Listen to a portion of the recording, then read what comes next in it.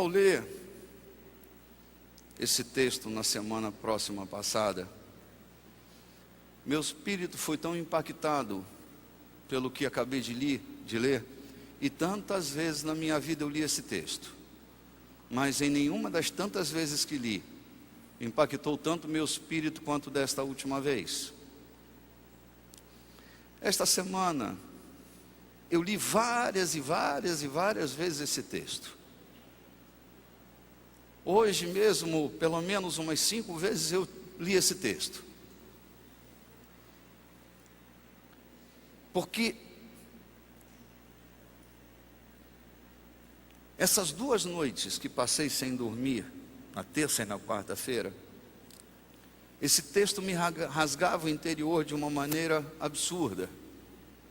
E quero começar bem devagar, sem o compromisso de ter que terminar este assunto hoje. Corro o risco de você não vir no próximo domingo e perder a sequência, mas eu não vou me apressar para pôr esta revelação.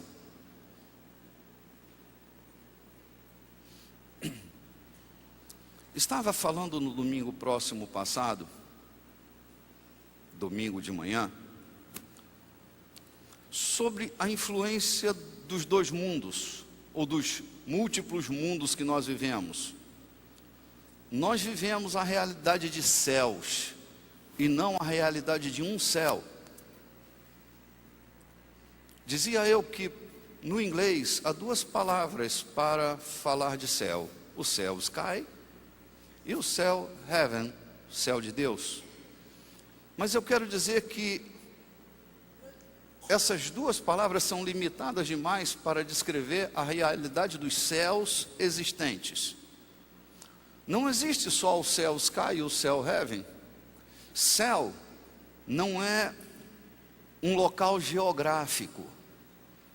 Céu ou céus são dimensões, portais de acesso a outras dimensões. O céu não está acima da nossa cabeça, tanto quanto o inferno não está debaixo dos nossos pés, no plano geográfico, mas estará num plano dimensional. Eu dizia que para algum corpo na dimensão de um céu entrar na dimensão terrestre, ele, para se comunicar na dimensão terrestre, assumirá um novo corpo, um corpo com especificações terrestres. Imagina, eu tenho insistido com isso não por insegurança, mas para que fique patente o que eu estou dizendo. Bem aqui, todo culto, bem aqui está ele. Há um ser celeste, um anjo. Ele tem a altura desta cruz. Ele guarda a minha autoridade. É um ser espiritual que guarda a minha espiritualidade. O problema é assim: quando você toca na minha carne, toca em mim, você tem um problema comigo. Mas quando você toca na minha autoridade, você tem um problema com ele. Porque estamos falando de dimensões. É como que quem toca em você arruma um problema com você, e quem toca na tua autoridade tem um problema com Deus? Boa noite, estou falando uma língua estranha para você? Quando um corpo celeste, então não estou falando do sol, da lua ou de qualquer astro sideral, mas estou falando de um corpo celeste, de uma criatura celeste. Quando um anjo, por exemplo, ele entra na dimensão da terra, ele vai aparecer como uma imagem terrena. O anjo anunciador, que aparece a Maria para lhe comunicar a revelação do nascimento do menino, ele assume uma forma terrena, para que Maria possa ver e ouvir esta criatura num plano que ela possa identificar. Querido, em nome de Jesus Cristo, Filho de Deus, mantenha-se aqui, preso à revelação, e o teu espírito atado ao meu. Você vai se perder no meio do caminho. Não estou falando de uma literatura que você vai ter acesso amanhã. Eu estou falando ao seu espírito. Então, pelo amor de Deus, não se distraia. Mantenha-se atento. Quando Maria recebe a visita daquela criatura, Maria é impactada. Mas aquele ser celeste manifestou-se de forma terrena. Eu falava sobre o Jesus que ressuscitou. Jesus ressuscitou em carne. Diga, Jesus ressuscitou em carne. Essa é uma advertência apostólica para nosso entendimento cristão. Jesus não ressuscitou como um plasma, ele ressuscitou em carne. Tomé tocou na sua ferida, tocou no seu lado. Jesus comeu com seus discípulos. Mas a glória do corpo ressurreto era diferente da glória do corpo que foi sepultado. A glória do corpo que foi sepultado estava revestido de mortalidade. E a glória do que ressuscitou revestiu-se de imortalidade. Embora tenha ele ressuscitado em carne, num momento determinado, ele era capaz de passar por uma parede como se ela não existisse. É a influência de um corpo espiritual sobre o corpo natural, sobre o impacto de uma dimensão celeste. Filipe, que está no meio de um avivamento de Samaria, é retirado e colocado no meio de um caminho para quem ia para a região da África e encontra-se com o etíope. Um fenômeno. Toda vez que um corpo espiritual assume a dimensão de um corpo natural, ou um corpo natural vai se projetar na dimensão de um corpo celestial, ele vai perder sua característica do ponto inicial. Como Elias, que foi arrebatado, ele perde sua característica de homem e assume a característica de um corpo celeste, é tragado naquele arrebatamento.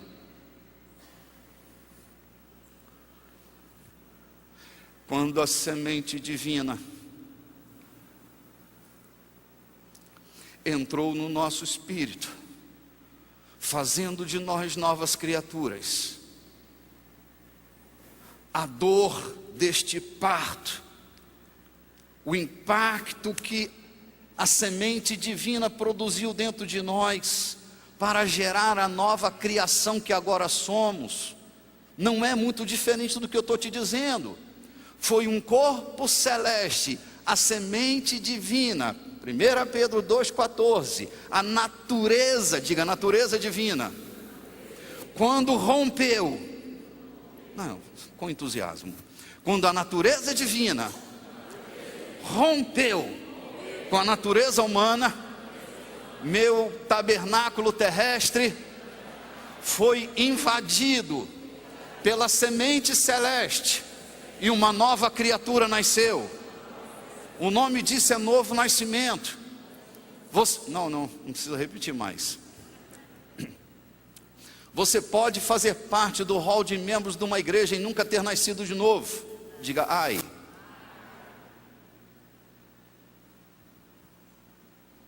O fato de você ser um evangélico não implicita que você seja uma nova criatura.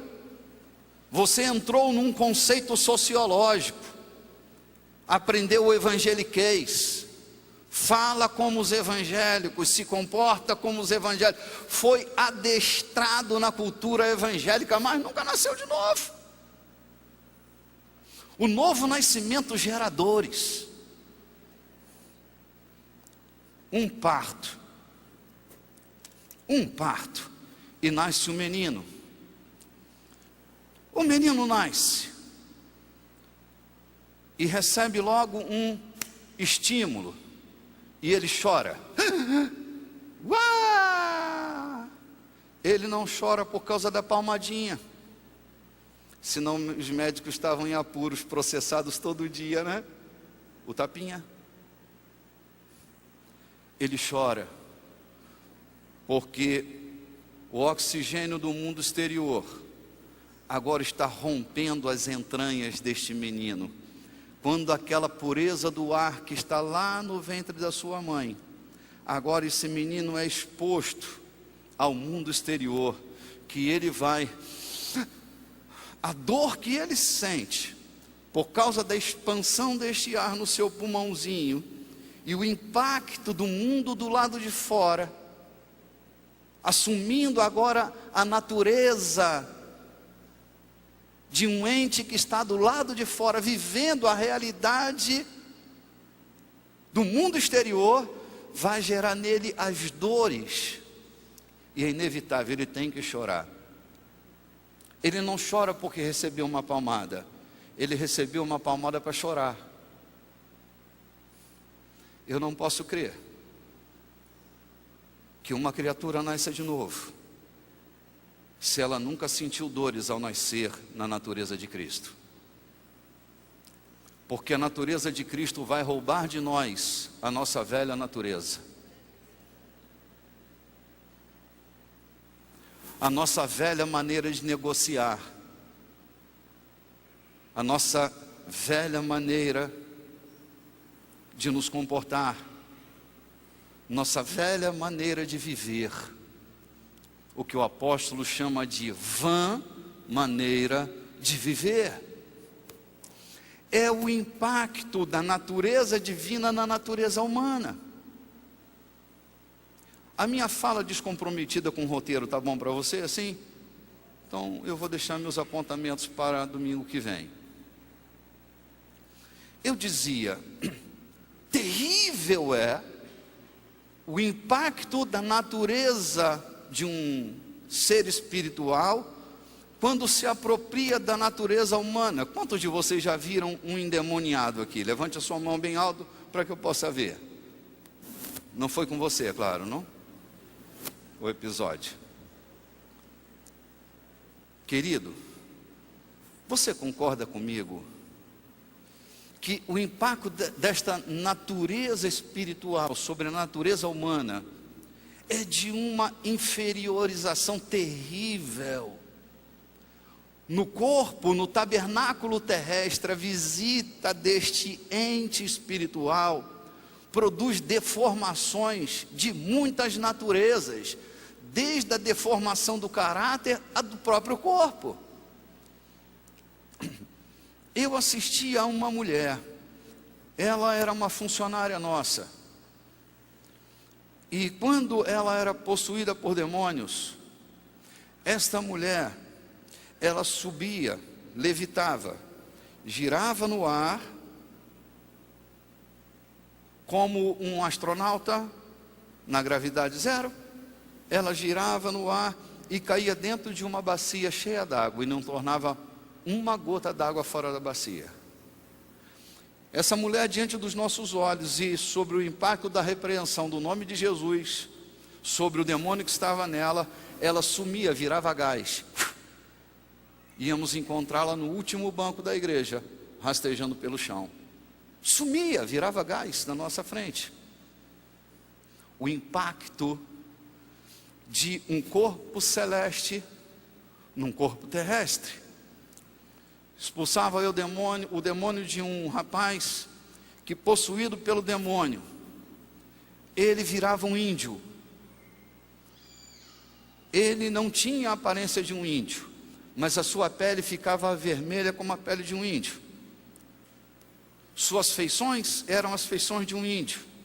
Estava diante do meu olho, a feição era transformada diante dos meus olhos. Querido, eu não estou falando de nenhum fenômeno psíquico. Compreende, doutor Gaspar?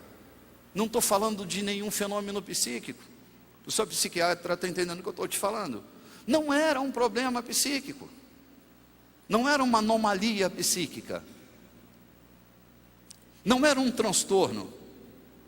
Era a influência de um corpo celeste num corpo terrestre. A degradação produzida numa proporção muito semelhante. Eu falava sobre os Nephilim. que eram os filhos de Deus, que possuíram as filhas dos homens. Estou falando do texto de Gênesis capítulo 4. Não vou entrar no mérito da discussão, se estes Néfilim eram demônios caídos, ou se eram uma natureza caída. Eram os caídos, os Néfilim, que o exegeta decidiu influenciar na tradução e colocou lá: os filhos de Deus coabitaram com as filhas dos homens e geraram gigantes na terra. Toda vez que uma natureza vai influenciar outra, vai gerar um impacto. A natureza de um Néfilim, que, como diz o exegeta, traduziu filhos de Deus, e o texto original é Néfilim, caídos.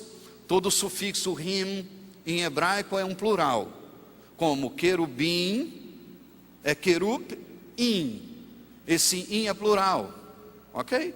São os querubes, querub-im.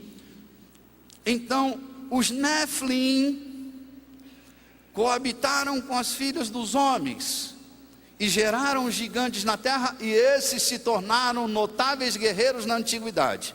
Você já leu o texto? O encontro dessas duas sementes gerou uma aberração. Hoje de manhã eu estava me lembrando, quantos de vocês viveram no interior, passaram dias no interior, quando eram crianças, habitavam o interior? Levante a mão, por favor. Ok. A ciência médica diz que não é possível isso acontecer, mas nós que convivemos no interior, é muito comum a gente encontrar aberrações. Cabeça de um animal e corpo de outro. Naturezas diferentes. Ok? Pata de um tipo de semente animal, com o rabo de uma outra semente animal. Uma bestialidade, um impacto de duas naturezas diferentes que se encontram. Alguma coisa vai acontecer quando duas naturezas diferentes se encontram. Meu irmão, os Néfilim com as filhas dos homens produzem gigantes. É a influência dos mundos. Quando a lua, então estou falando de um astro celeste, um ser físico, um sol e uma lua. Quando a lua é nova, antigamente quando a gente era menino achava que era mandinga, né? Se tu quer encher o cabelo, corta na lua cheia. Se quer que teu cabelo fique minguado, corte o cabelo na lua minguante.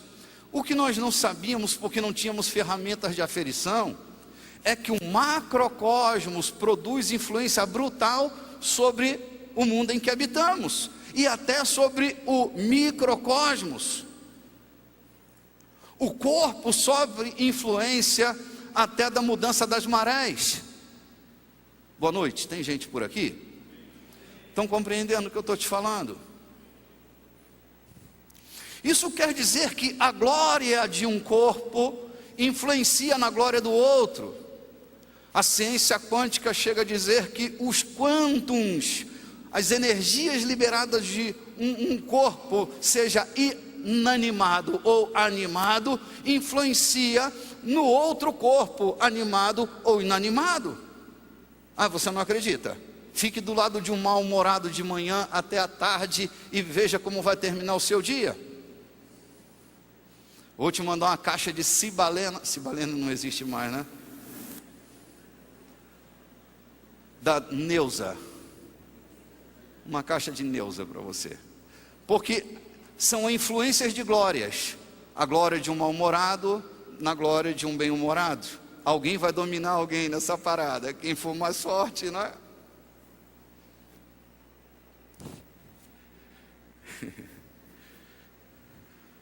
Quando Cristo entrou na nossa vida, e Cristo entrou na nossa vida,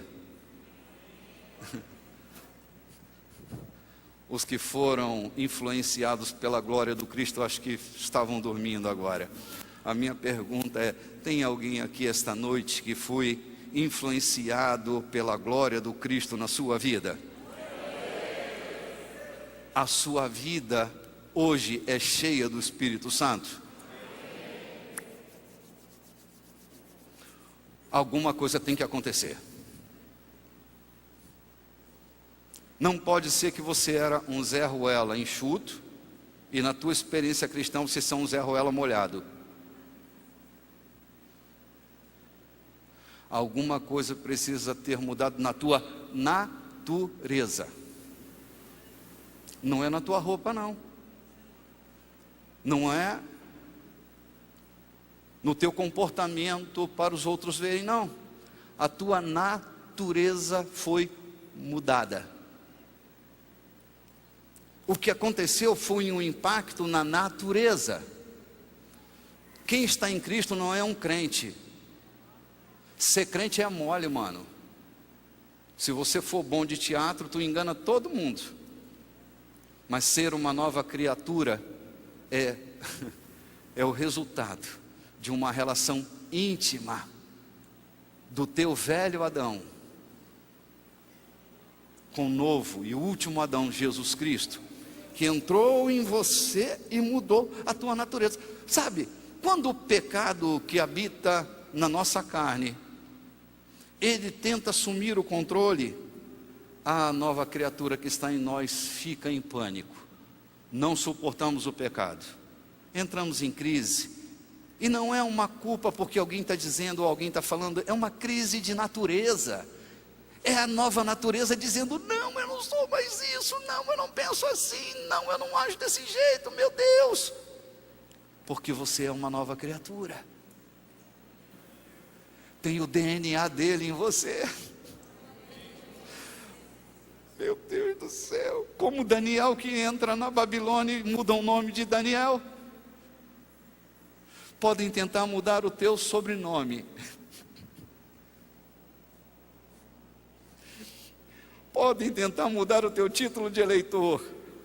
Você pode ter um passaporte falso, mas você tem códigos secretos em você que pertencem a uma família. E agora, amado, tu pertences à família de Deus, porque o código de Deus entrou dentro de você. Você tem o DNA de Deus na sua essência, na sua vida.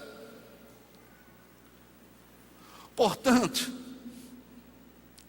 estar aqui, estar ali, ou estar acolá, não é uma questão de minha religião não permite. É uma questão de natureza. É o que o Cristo que está em você, e como o Cristo que está em você está se movendo. É como o Deus eterno. É assim, o primeiro Adão era alma vivente. Vou usar o texto que nós mencionamos de 1 Coríntios capítulo 15. Diz que o primeiro Adão era alma vivente. Deus soprou sobre ele e fez-se alma vivente. Ou seja, era um homem da terra, vivendo no padrão da terra.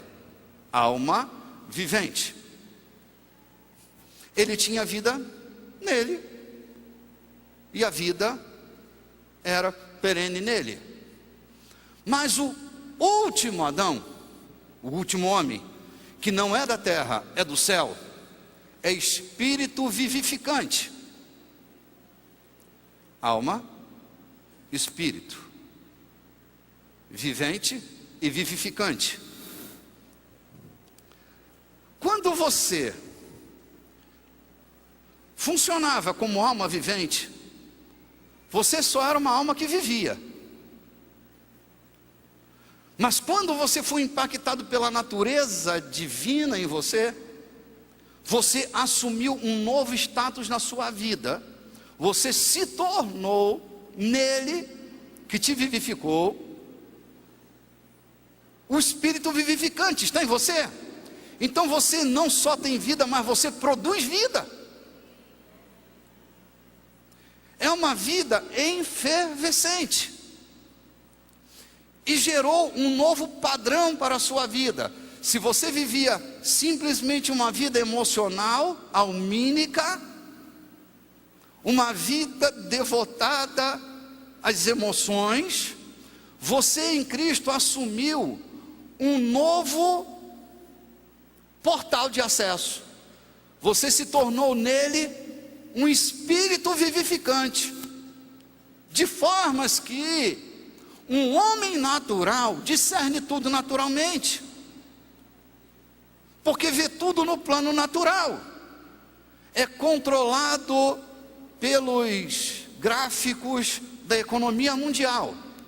Mas um homem espiritual discerne tudo e todos, e tem mais, por ninguém é discernido, porque ele está numa nova dimensão, a dimensão do Espírito. Seu Espírito recebeu vida para gerar vida, e um homem espiritual vê o que a maioria dos homens naturais não são capazes de enxergar, porque estão em portais diferentes, estão em dimensões diferentes. Um é só uma alma vivente, o outro será espírito vivificante.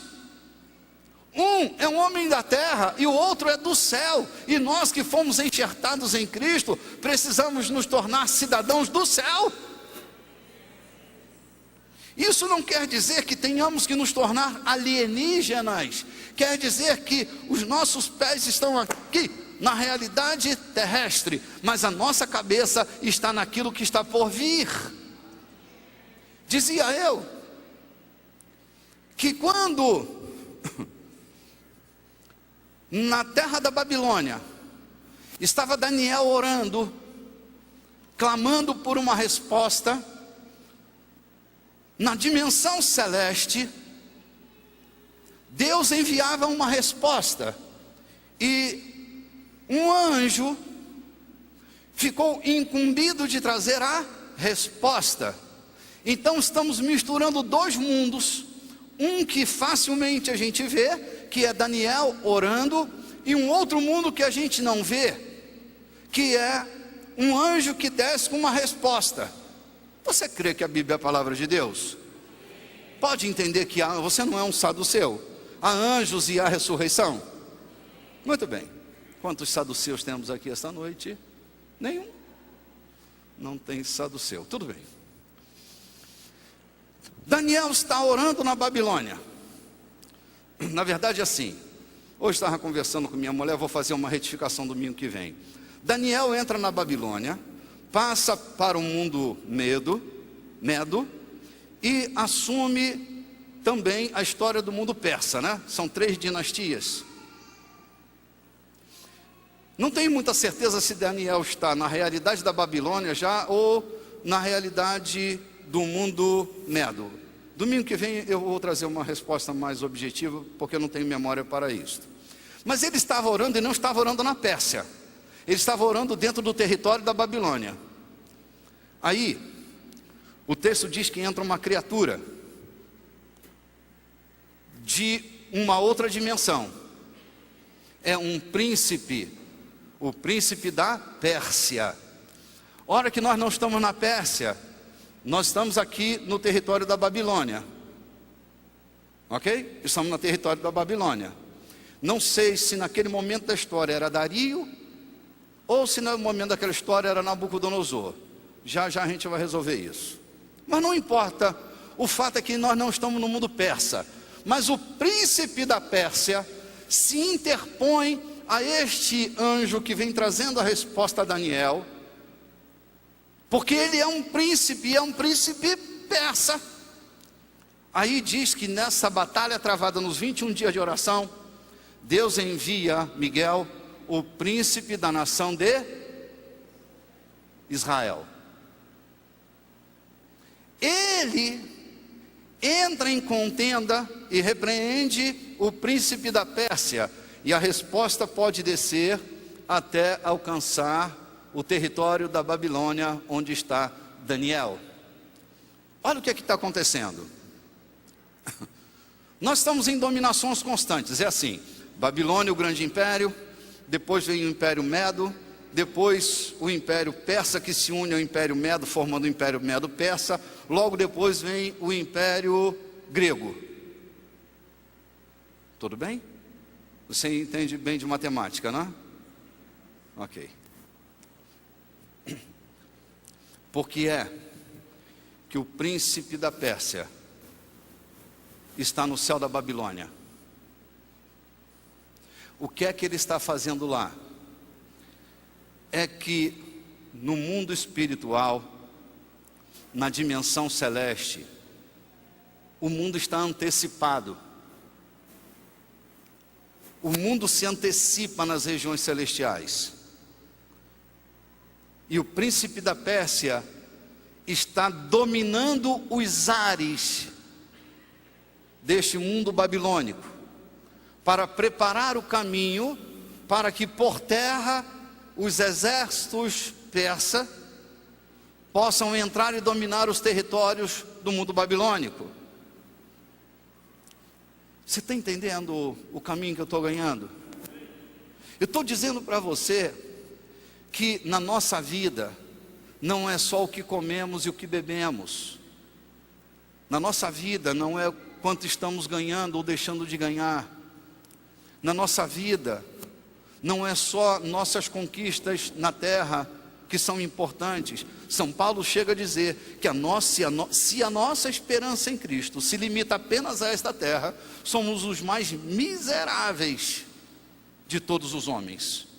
Porque Paulo está propondo o entendimento de uma realidade muito mais excelente, que excele muito mais a realidade do mundo natural. Quero dizer para você que um dia o Senhor disse para Pedro: Pedro, Satanás me requereu você.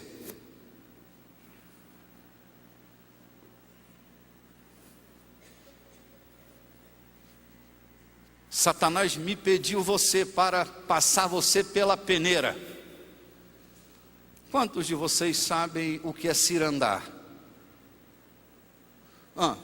Tem a musiquinha ciranda, cirandinha, vamos todos cirandar. Aí parece que cirandar é ficar rodando, né? Ciranda é uma peneira que quando você pega uma terra para tirar os grãos maiores dos menores, você pega a pá, joga na ciranda. O Senhor disse: Pedro, Satanás me requereu você para jogar você de encontro a peneira, para peneirar você. E eu disse: alto lá, alto lá. Sabe qual é a impressão que eu tenho? É que Deus usará seus artifícios para nós nos tornarmos pessoas melhores. Pedro foi poupado, mas não poupará alguns de nós.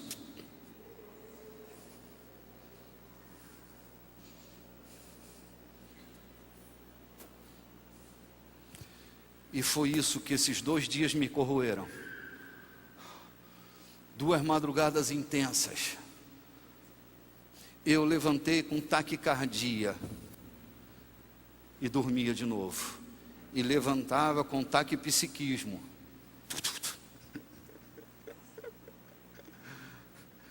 Uma aflição constante. Perdi a fome. E pode não parecer, mas desta semana eu perdi 2 quilos. Hoje eu comi até um negócio de feijão, mas eu perdi 2 quilos essa semana.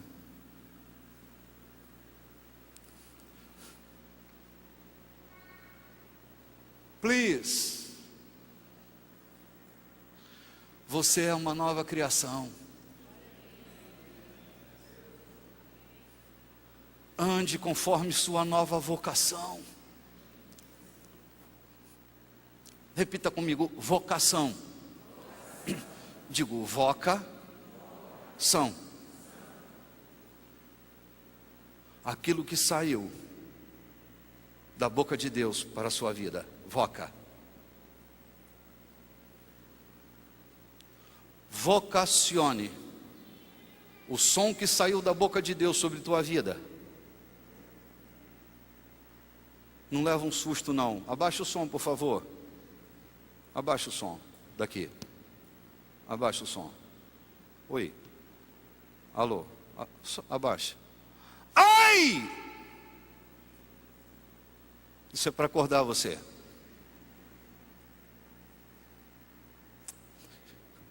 Há um som que saiu da boca de Deus. Há um voca, Sion,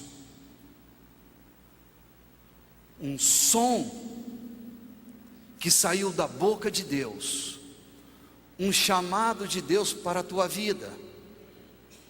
E toda vez que você andar desalinhado da tua voca, Sione, você estará desalinhado, vivendo as dores da contramão e da contradição em si mesmo. Pelo amor de Deus, volta ao teu primeiro amor. Volta à simplicidade e à pureza devidas a Cristo, porque é isso que você é. Você não é soberbo, não é arrogante, não é violento, não é audacioso. Você é doce, você é simples, você tem uma natureza divina em você. Ande por esta voca, Sion.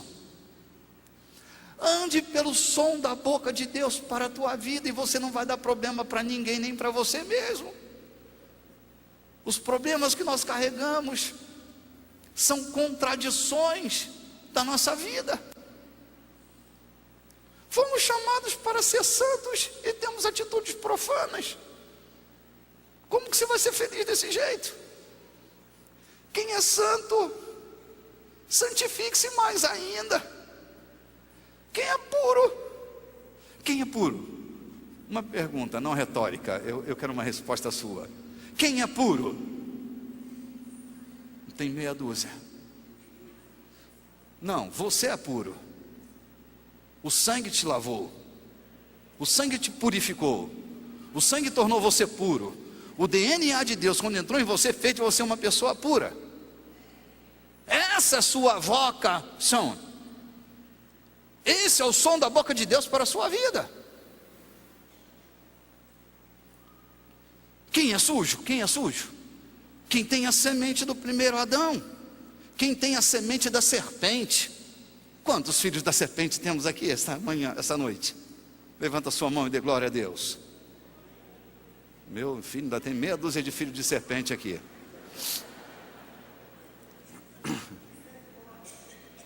Vou fingir que não vi, Tem uma câmera te flagrando aqui, ó. Oh, meu Deus do céu. Não foi piadinha do Faustão, não. Eu só queria ver se você estava atento mesmo. Você é santo. E toda vez que você se desalinhar da tua santidade, você vai sofrer. Porque isso faz parte mais da sua natureza. Sua natureza é assim, ó. Você respira oxigênio. Aí você olha para o fundo do mar, acha ele lindo. E vai mergulhar. Você está num novo mundo. No mundo aqua.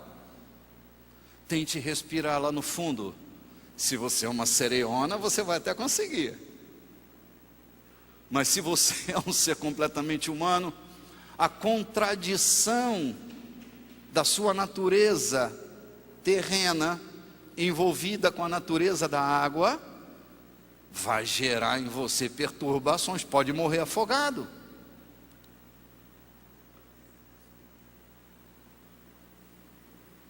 A coisa mais linda, desculpe se sou cansativo ao repetir alguns exemplos. Eu morava numa linda região da minha cidade. Toda vez que eu chegava tarde, e eram muitas as vezes que eu chegava tarde, a estrada de Santos, aquela do Roberto Carlos, a estrada de Santos, eu morava no caminho da estrada de Santos. Eu passava por ela todo dia. Quando chegava na cidade onde eu morava, na região da Costa Verde, eu sentia um cheiro que era embriagador. Era um cheiro agradabilíssimo. E se eu tivesse cochilando no volante, eu sabia que tinha chegado em casa. Aí eu reduzia, entrava no retorno e pegava a estrada de casa. Um dia eu disse: não é possível, eu vou parar para constatar, ver o que é isso. E parei, era muito tarde da noite, encostei o carro, desci do carro, dei 3 passos, e no último passo meu pé afundou numa lama podre, fétida. Quando eu pisei, o cheiro exalou, o cheiro horrível da lama podre. E eu entendi que eu estava no meio de um lodo podre, um charco, um lamaçal horrível. Mas o cheiro vinha dali. Daí eu parei e fiquei olhando para dentro daquele charco podre. E vi umas flores brancas. Eram lírios. Jesus disse: nem Salomão se vestiu como um deles. Nasce no meio do lodo. Nasce no meio de uma sociedade inóspita, nasce no meio de insetos e no meio de vermes, num lugar de putrefação. Todavia, quando ele nasce, ele não tem nada a ver com o ambiente. Ele é uma nova criatura, uma nova natureza que nasceu dentro naquela velha natureza. Sua pele, seu cheiro, é o cheiro de uma nova criação. Vá para o mar e pesque o primeiro robalo que morder a sua isca e traz ele para cima. Você vai brigar um pouco, porque robalo é um peixe de briga, né? Mas você, com paciência, cansando, você vai trazê-lo. Quando você bota ele na banca para ser tratado, que vai tirar as escamas, e você vai escalar o peixe e põe ele abertinho em cima da mesa, não tem jeito, você vai ter que usar o sal. Ele vive na água salgada, nada na água salgada, se alimenta dos plânctons e dos camarões da água salgada, mas sua carne é doce.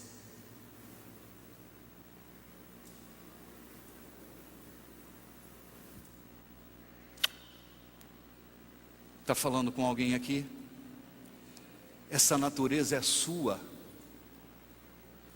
A natureza de um peixe que vive na água salgada, mas que tem a carne doce, é sua.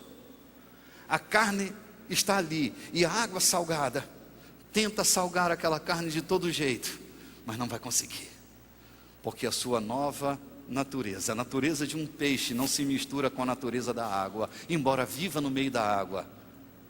O Cristo que está em você é um fato. Você vai ser desafiado o tempo inteiro para ser mais arrogante, e às vezes dá vontade de ser, né? Às vezes dá vontade de dar um bogue em alguém. Às vezes dá vontade de dar uns gritos bem na cara, não é? Você é uma nova natureza. Você vai tentar gritar e vai sair da sua boca um doce som, porque a sua nova natureza, dominando os espaços de estímulos, e o Cristo que habita em você, precisa se manifestar ao mundo. Termino aqui meu passo para domingo que vem. O Espírito Santo, quarta-feira, na madrugada de quarta, quinta-feira já, o Espírito Santo me disse: seu nível de unção estará vibrando na mesma frequência do seu furacão. Seu nível de unção estará vibrando na mesma dimensão que seu furacão. Ou seja, seus furacões, as tempestades pelas quais você passa, tem um sinal para a sua vida: você está entrando numa nova fase de unção. Deus está chamando você para um novo nível de maturidade, de autoridade e de excelência na sua experiência cristã. Prepare-se para a nova etapa da sua vida. Tempestades são anúncios poderosos. Nós estamos entrando numa nova unção. Minha vida e a sua vida está sendo preparada para uma nova dimensão em Deus. A Ele seja a honra e a glória para todos sempre. Amém.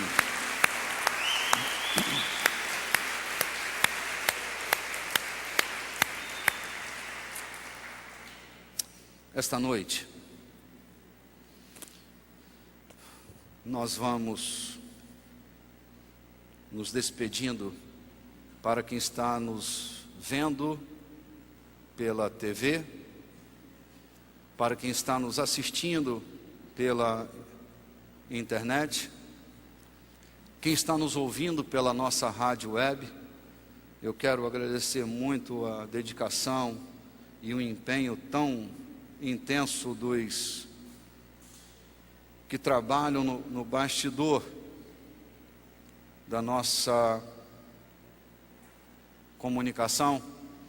E se vocês ainda não sabem, nós estamos com uma rádio web funcionando. Todos os cultos estão sendo transmitidos ao vivo para o planeta todo. Você pode ouvir os cultos. Se não estiver aqui em São Luís, se estiver em algum lugar onde você não tenha um aparelho para ver em vídeo, né, o seu culto, você pode ouvir em qualquer Android, onde você estiver, o culto ao vivo, todas as quartas e domingos. Mas também via web, entrando no nosso site www.igrejadacolheita.com, você tem o acesso às imagens do culto ao vivo. Nós estamos adquirindo 5 pontos num link dedicado.